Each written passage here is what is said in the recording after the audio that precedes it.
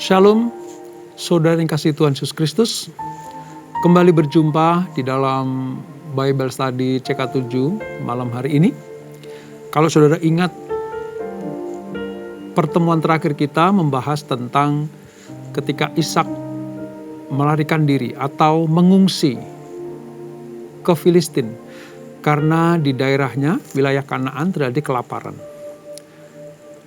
Nah, hari ini kita akan belajar bagaimana sebelum matinya Ishak, dia memanggil dua anaknya, yaitu Esau dan Yakub, untuk menerima berkat dari ayahnya,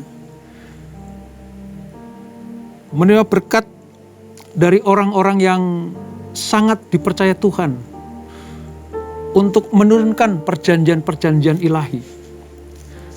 Nah, Ishak akan menumpangkan tangan atas kedua anaknya, sehingga Esau dan Yakub mendapatkan bagian-bagian seperti yang dijanjikan. Namun demikian, banyak intrik terjadi juga. Untuk mengetahui hal itu, mari kita masuk di dalam hadirat Tuhan supaya kita betul-betul bisa mencerna, bisa mengerti dengan mudah dan jelas apa yang dimaksud dengan berkat Ishak kepada Yakub dan Esau, dan berbagai macam peristiwa-peristiwa yang menyertainya. Mari kita datang kepada Tuhan, kita minta tuntunan Tuhan.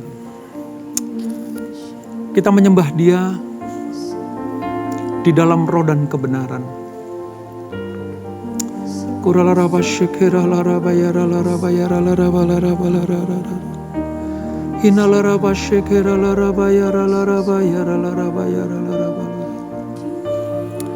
Kami naikkan syukur kami kepadamu Tuhan, dengan segenap hati, dengan segenap jiwa kami. Terima kasih Tuhan, terima kasih Yesus. Iralaraba shekiralaraba yaralaraba laraba laraba laraba laraba laraba laraba kinalaraba shekiralaraba yaralaraba laraba laraba laraba laraba. Ku ada sampai hari ini, itu semua karena anugerah-Mu. Ku hidup sampai hari ini, semua karena kebaikan-Mu. Ku bersyukur, ku bersyukur, Kau selalu baik dalam hidupku. Ku bersyukur, ku bersyukur, selamanya ku menyembah-Mu.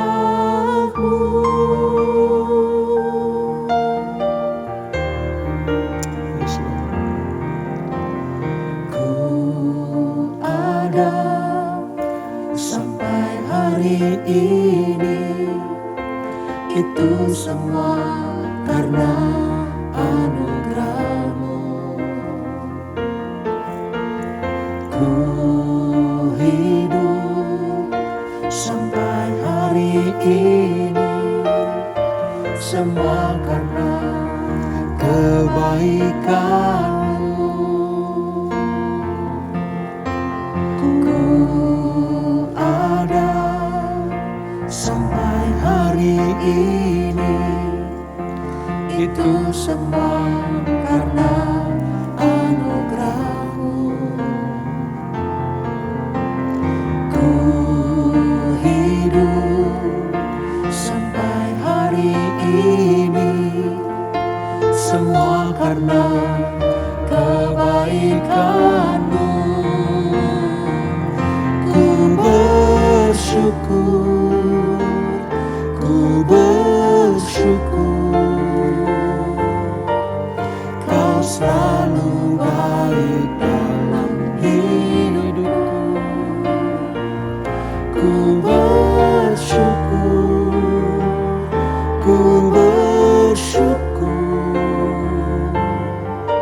selamanya ku menyembahmu. Ku bersyukur, ku bersyukur, Kau selalu baik dalam hidupku. Ku bersyukur, ku bersyukur,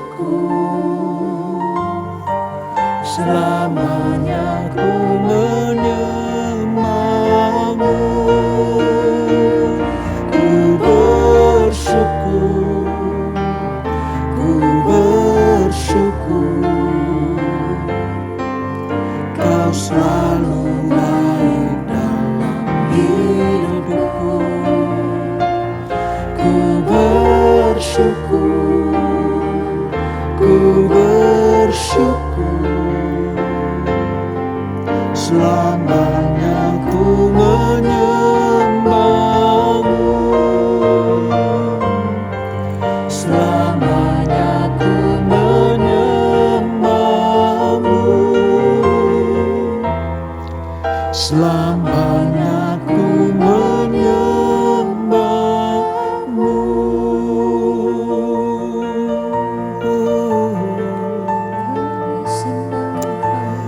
Kami bersyukur Tuhan, kami bersyukur, sebab segalanya yang Kau berikan. Syukur kami kepadamu, Ya Allah yang hidup.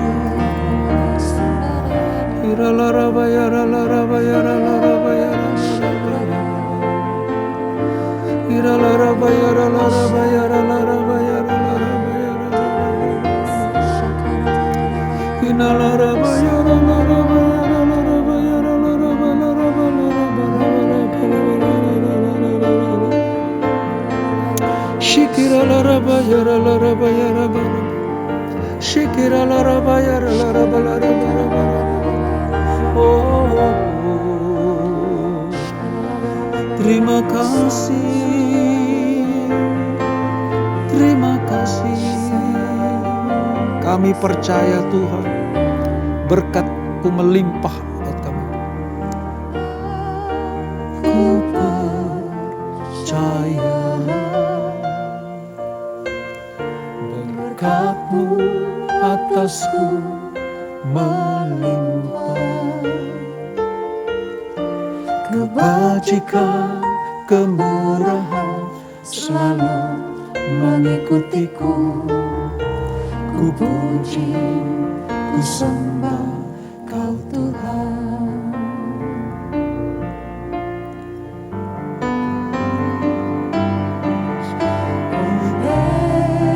Karena kemurahan Tuhan, ku ada sampai hari ini.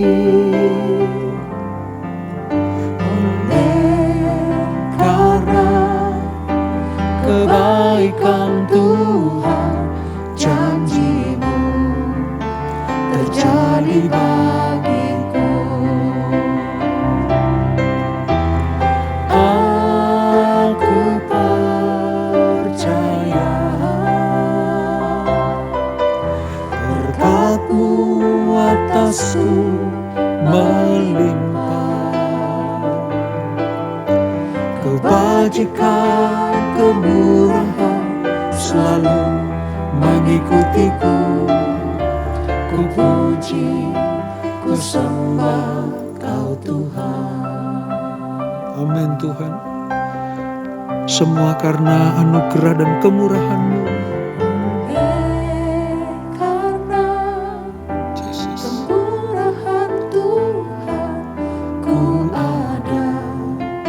Sampai hari ini, oleh karena kebaikan Tuhan, janji-Mu terjadi bagiku.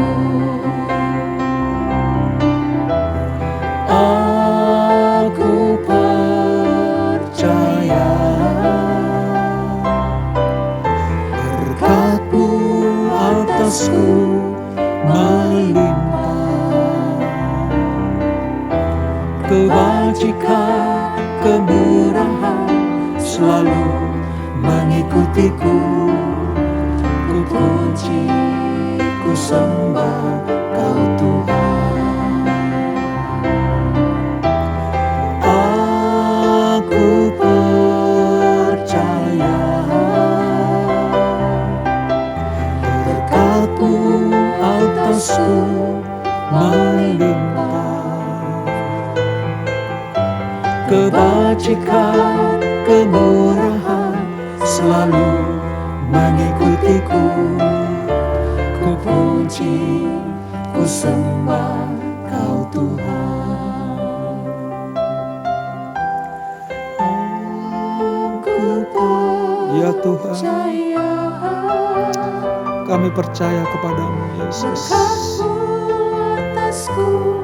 Janji-janji berkat-Mu Kau limpahkan untuk kami yang percaya kepada Engkau. Kebajikan, kemurahan selalu mengikutiku. Kami sembah Engkau senantiasa. Puji, Kami puji Engkau senantiasa Tuhan.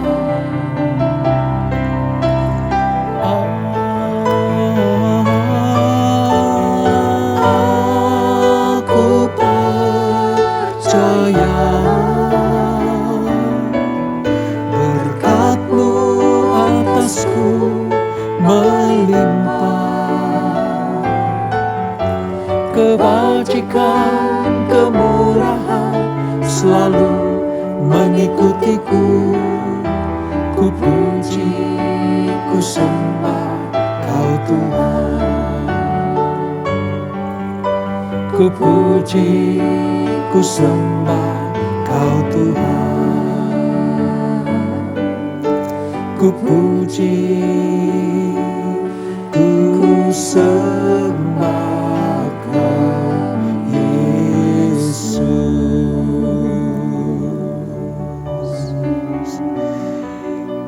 Ini kami Tuhan. Ini anak-anak perjanjian-Mu yang sudah menerima berkat keselamatan daripada-Mu lewat Tuhan Yesus. Kami mau tetap hidup di dalam perkenanan Tuhan.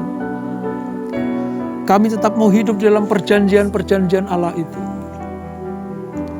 Supaya menjelang kedatangan-Mu yang kedua kali, kami didapati tidak bercacat dan bercela di hadapan Tuhan. Terima kasih Bapa, terima kasih Yesus, terima kasih Roh Kudus. Sekarang Engkau akan berfirman lewat pembelajaran kami pada malam hari ini. Urapi kami Tuhan, urapi hamba-Mu untuk menyampaikan materi firman Tuhan malam hari ini. Roh Kudus, kuasai kami. Di dalam nama Yesus, mari semua yang mau diberkati Tuhan lewat Bible Study malam hari ini, sama-sama kita katakan, amin. Kita akan melanjutkan pelajaran kita dari Kejadian pasal 27, saudara. Perjanjian Lama, halaman sekitar 26. Kejadian pasal 27, ketika Yakub akan diberkati Ishak sebagai anak sulung. Walaupun sebenarnya Yakub ini anak yang bungsu, karena yang sulung Esau. Namun kenapa dibalik seperti ini? Yang bungsu jadi yang sulung jadi yang bungsu. Karena ingat kemarin bagaimana Esau dengan mudah dan murahnya menjual atau menukar hak kesulungannya kepada Yakub dengan kacang merah atau makanan yang memuaskan keinginan kedagingannya. Baik, kita akan membaca dari ayat 1 sampai dengan ayat yang ke-10 terlebih dahulu, saudara. Saya akan bacakan buat kita semuanya. Kejadian 27 ayat 1, demikian firman Tuhan. Yakub diberkati Ishak sebagai anak sulung. Ketika Ishak sudah tua dan matanya telah kabur, sehingga ia tidak dapat melihat lagi, dipanggilnyalah Esau, anak sulungnya, serta berkata kepadanya, "Anakku," sahut Esau, "Ya Bapa." Berkatalah Ishak, "Lihat, aku sudah tua, aku tidak tahu bila hari kematianku. Maka sekarang ambillah senjatamu, tabung panah dan busurmu. Pergilah ke padang dan dan burulah bagiku seekor binatang. Olahlah bagiku makanan yang enak, seperti yang kugemari. Sesudah itu bawalah kepadaku supaya kumakan, agar aku memberkati engkau sebelum aku mati. Ayat 5. Tetapi Ribka mendengarkannya. Ketika Ishak berkata kepada Esau anaknya, setelah Esau pergi ke padang memburu seekor binatang untuk dibawanya kepada ayahnya. Berkatalah Ribka kepada Yakub anaknya, telah kudengar ayahmu berkata kepada Esau kakakmu, bawalah bagiku seekor binatang buruan dan olahlah bagiku makanan yang enak, supaya ku makan dan supaya aku memberkati engkau di hadapan Tuhan sebelum aku mati. Maka sekarang anakku, dengarkanlah perkataanku seperti yang kuperintahkan kepadamu. Pergilah ke tempat kambing domba kita. Ambillah dari sana 2 anak kambing yang baik. Maka aku akan mengolahnya menjadi makanan yang enak bagi ayahmu, seperti yang digemarinya. Bawalah itu kepada ayahmu supaya dimakannya, agar dia memberkati engkau sebelum mati. Nah saudara, saya ingatkan kembali ya, bagaimana Ishak dan Ribka sekian lama dia mandul lalu punya anak atas doa Ishak kepada Tuhan untuk Ribka istrinya, keluarlah kakak beradik Esau dan Yakub.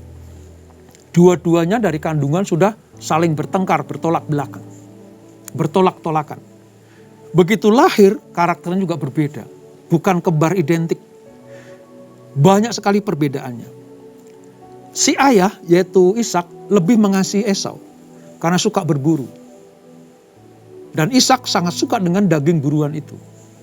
Sementara Yakub lebih dekat atau dikasih oleh mamanya, yaitu Ribka. Jadi 2 kubu ini, bagaimana mereka akan menggenapi rencana Allah lewat 2 kubu seperti ini. Ini pelik, saudara. Tapi seperti yang kita baca tadi, menjelang kematian Ishak, maka dia memanggil anak kesayangannya Esau. Ya. Pasal 27 ayat 1 sampai 46 ini menceritakan, menggambarkan Ishak dan keluarganya sedang mencari berkat Allah dengan cara yang tidak benar.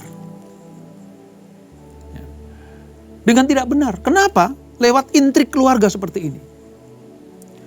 Betul, ketika Ishak sudah pada saatnya ingin memberkati anak-anaknya, dia panggil dulu Esau. Dari sini saja sudah ada sedikit kesalahan, saudara. Kenapa? Harusnya kan dipanggil dua-duanya.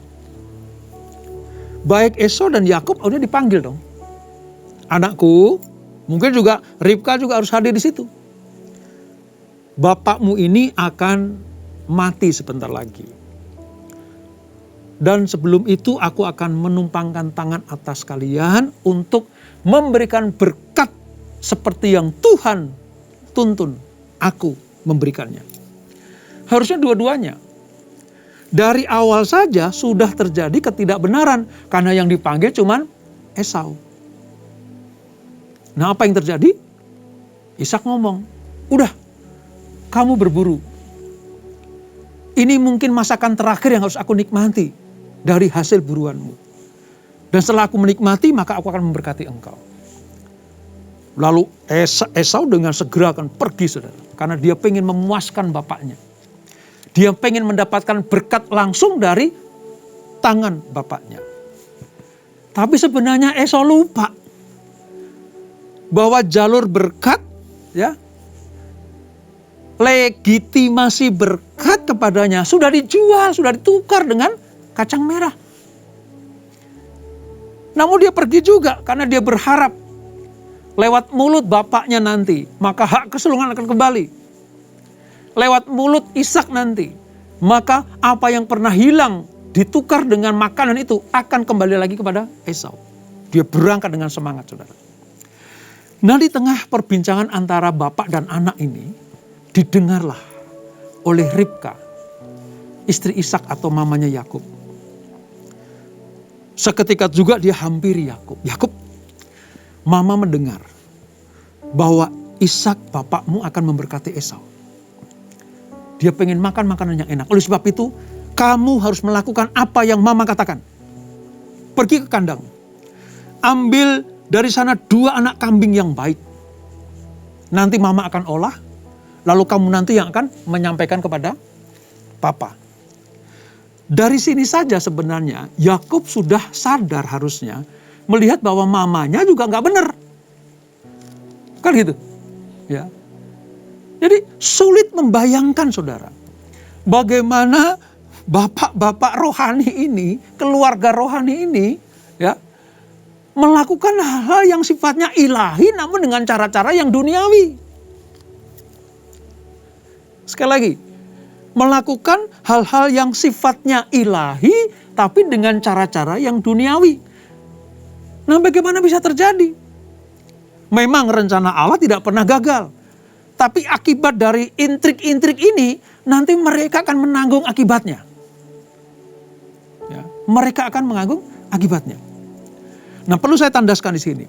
Ketika Ishak memanggil Esau, itu dalam posisi sudah tua, matanya sudah kabur, artinya sudah tidak bisa melihat jelas.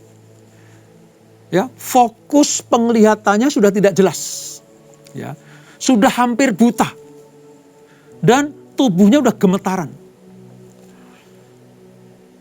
Kekuatan yang terakhir akan dipergunakan untuk menurunkan berkat ilahi kepada anak-anaknya. Nah, kondisi bapak yang seperti ini dimanfaatkan ya oleh Ribka, istrinya, untuk mengelabuhi Ishak suaminya supaya berkat nanti turun ke Yakub. Harusnya kan Ribka sadar. Sejak Esau menjual hak kesulungan, itu hak berkat sudah ada di Yakub. Tapi Ribka tidak cukup. Bagi Ribka harus ada declare. Harus ada perkataan yang keluar dari bapaknya supaya sah sempurna. Maka dibuatlah cara-cara yang tidak benar ini. Ribka licik. Sebenarnya licik, saudara. Ya. Dia betul-betul pengen anaknya yang bungsu yang dikasih ini betul-betul mendapatkan semuanya. Kalau perlu Esau nggak dapat apa-apa gitu. Jadi persaingan terselubung dengan suaminya. Suami istri persaingan terselubung, anaknya juga ikut. Ini. Udah dapat kok, Yakub itu udah dapat hak kesulungan. Tapi Ribka mau supaya apa? Menerima berkat lisan langsung dari ayahnya. Agar warisan itu aman, saudara. Sehingga apa? Ribka merancang penipuan yang sangat memalukan. Bagaimana seorang istri menipu suami dan anaknya, yaitu Ishak dan Esau. Supaya jagoannya, yaitu Yakub, mendapatkan berkat sempurna itu. Saudara tahu ya, dari sini saja sudah terjadi sebuah ketidakbenaran. Ya. Nah, kita lanjutkan saudara. Apa yang terjadi ketika masakan sudah selesai?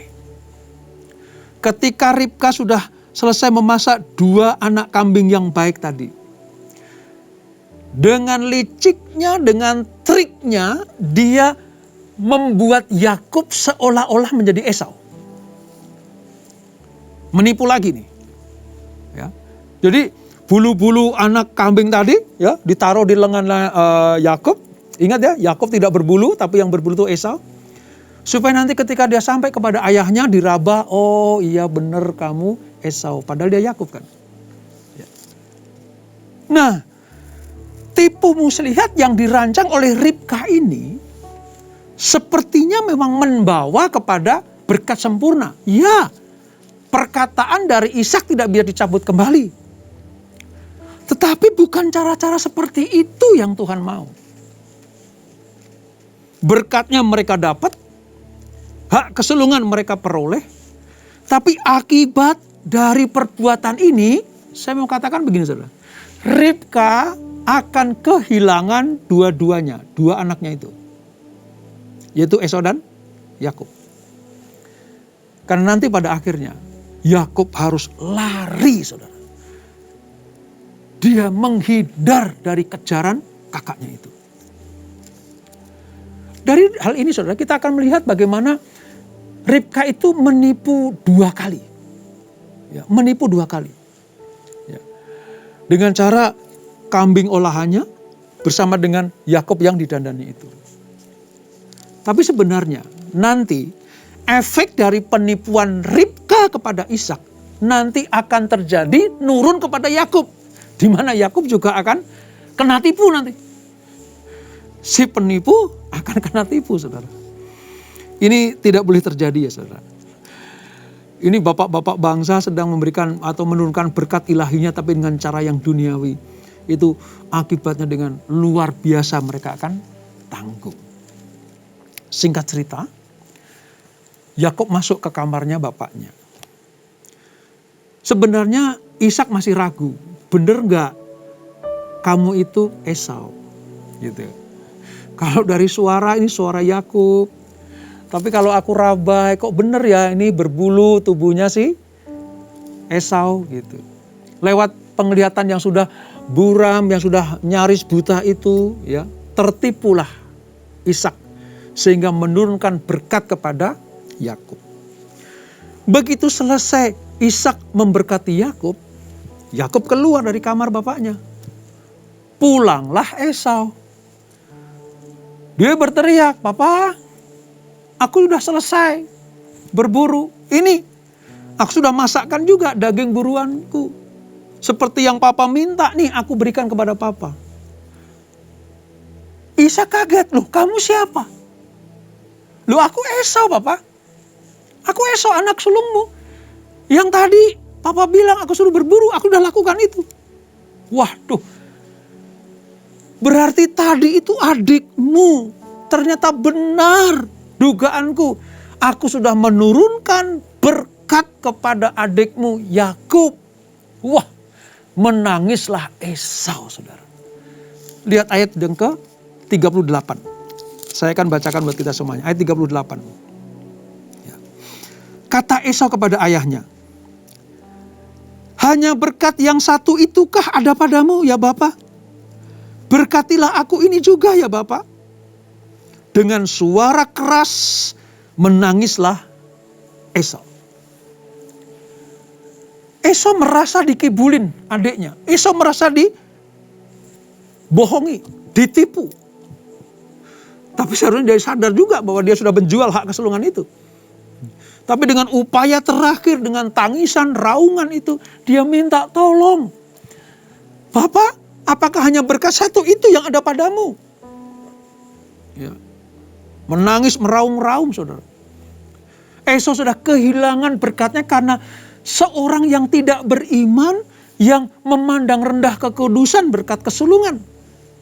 Kini dia mengubah pikirannya dan berusaha mendapatkan berkat itu dengan air mata. Namun air matanya itu merupakan air mata kekecewaan dan kemarahan. Bukan karena sedih atas pilihan-pilihan yang salah dan berdosa itu.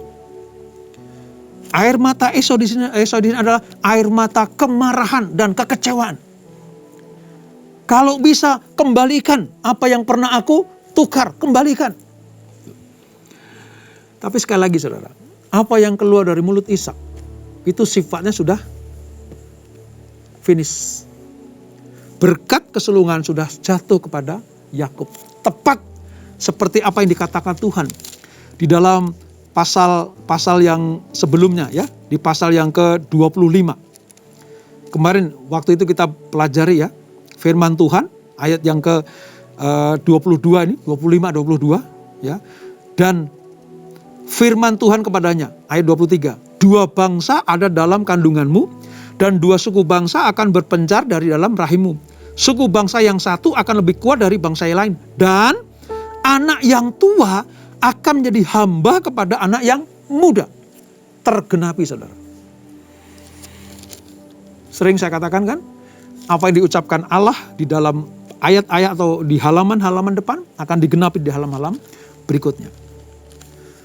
Tangisan Esau tidak bisa merubah keputusan Tuhan. Nah, peristiwa ini saudara mengingatkan kita akan pilihan-pilihan. yang penting dalam hidup kita. Yang nanti akan membawa dampak yang besar. Kalau pilihan kita benar, keputusan kita benar, akan menghasilkan hal-hal yang benar pula. Tapi kalau pilihan dan keputusan kita salah, saudara, dampaknya akan mengerikan yang tidak terelakkan.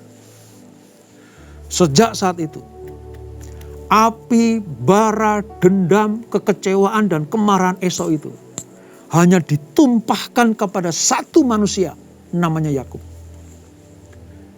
Dia sudah tidak bisa memandang lagi dia adik kandungnya. Dia sudah tidak ingat lagi bahwa dia adalah keturunan satu darah, satu ayah dan satu ibu.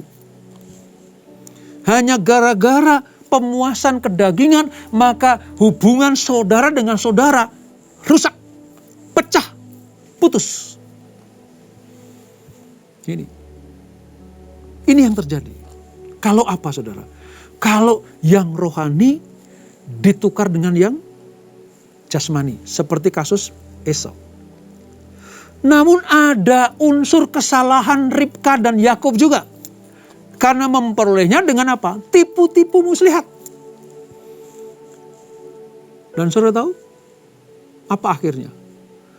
Mereka sekeluarga mengalami sebuah penderitaan yang sangat-sangat menyedihkan. Saya kalau merenungkan keluarga ini, saudara, terdiri dari 4 orang ini ya. Ishak, Ribka, Esau, dan Yakub.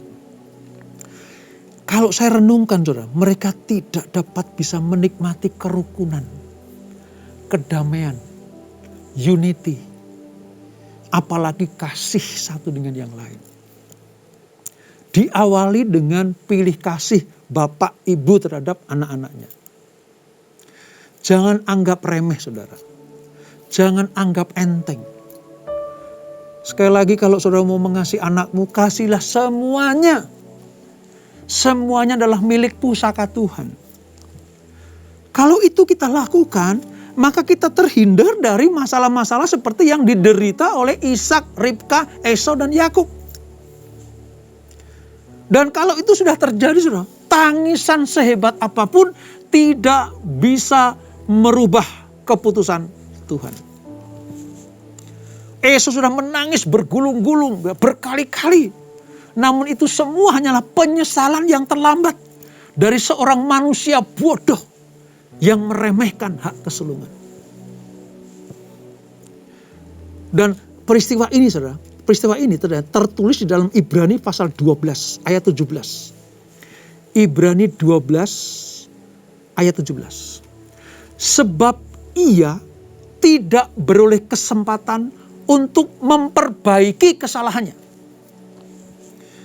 Ini klop dengan situasi Esau yang menangis meraung-raung supaya dikembalikan hak kesulungannya.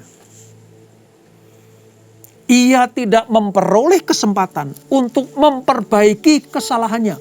Itu Ibrani 12 ayat 17. Sejak saat itu, yang ada di pikiran Esau cuma satu. Bagaimana caranya membalas tipu daya Yakub. Membalas tipu daya adiknya ini. Supaya dia terpuaskan.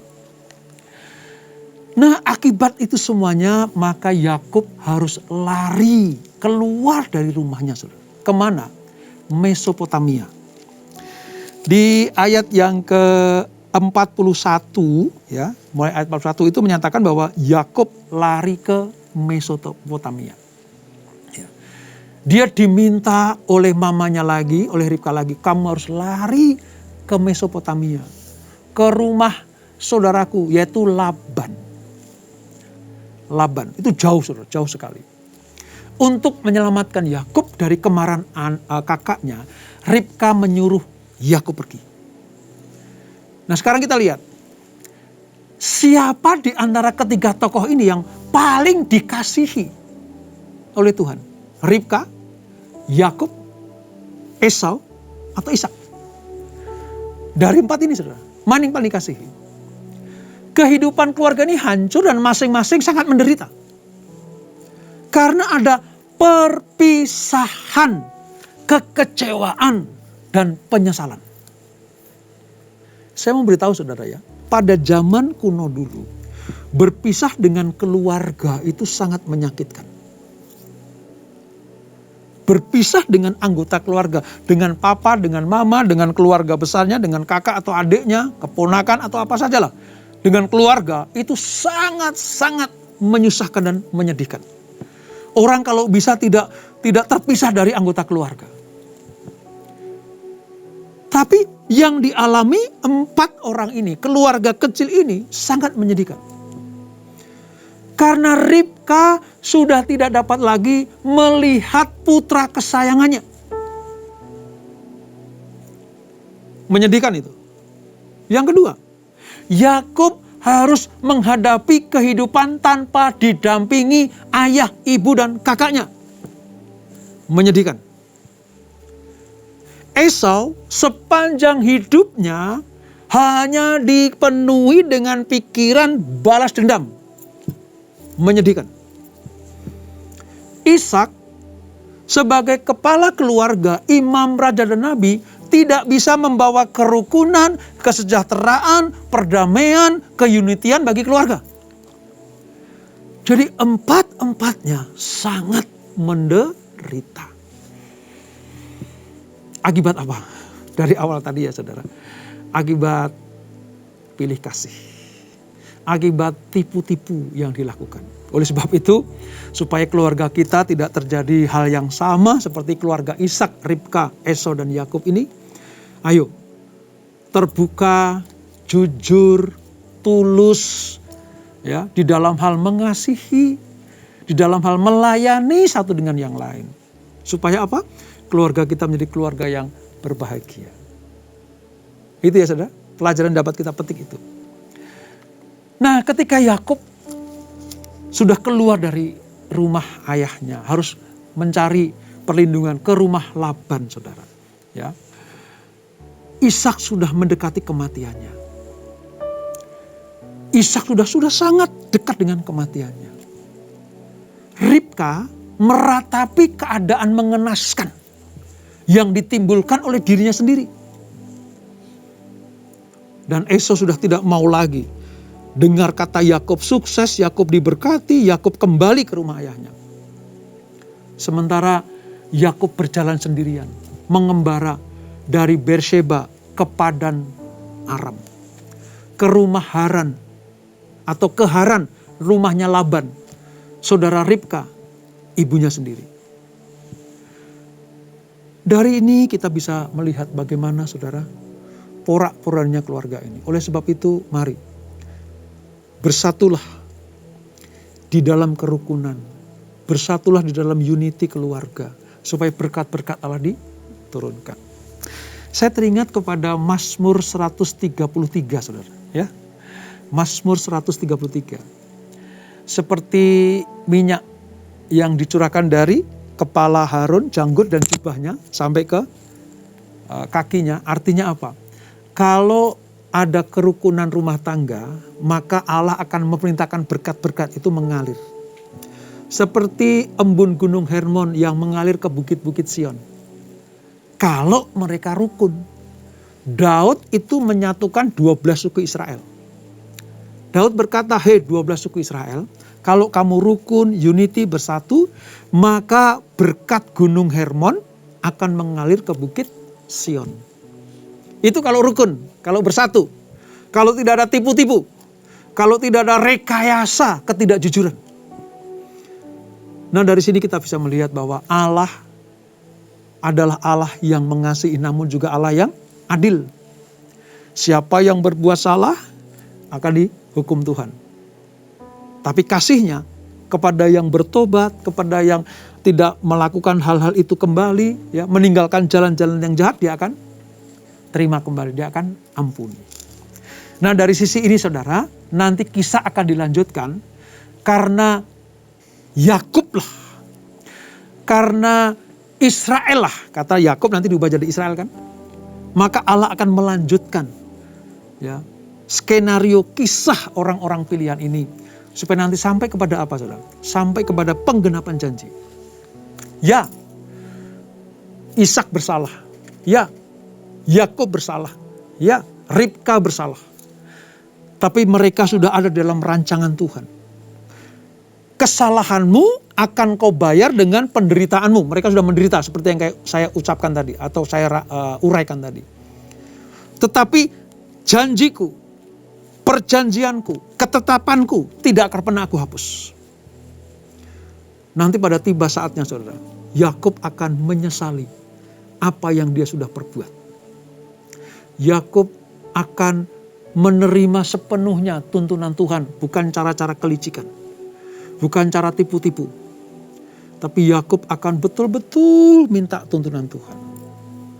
Oleh sebab itu pelajaran malam hari ini, yuk hidup benar di hadapan Tuhan, mengasihi seluruh anggota keluarga. Kalau posisimu sebagai ayah atau ibu, berdamailah, unitilah, saling mengasihi untuk membesarkan anak-anakmu. Kalau posisimu sebagai anak, ayo doakan orang tuamu, hormati orang tuamu, dan takut akan Tuhan. Kalau suami, istri, anak-anak takut akan Tuhan saudara, maka semua janji berkat yang pernah diucapkan Tuhan akan digenapi dalam kehidupanmu. Malam hari ini pelajaran kita itu, dan mari sebelum kita mendapatkan doa berkat, kita renungkan sejenak kebenaran firman ini. Bapa di surga, hamba-Mu sudah menyampaikan isi hatimu lewat Kejadian pasal yang ke-27 ini. Bagaimana kehidupan keluarga Ishak, Ribka yang memiliki anak Esau dan Yakub digambarkan dengan kepedihan-kepedihan yang terjadi akibat pilih kasih dan tipu daya di dalam kehidupan keluarga ini. Mereka harus menderita, berpisah satu dengan yang lain, mengalami keadaan yang tidak mengenakkan. Bahkan ibu mereka, ayah mereka untuk terakhir kali tidak akan bisa melihat anaknya kembali.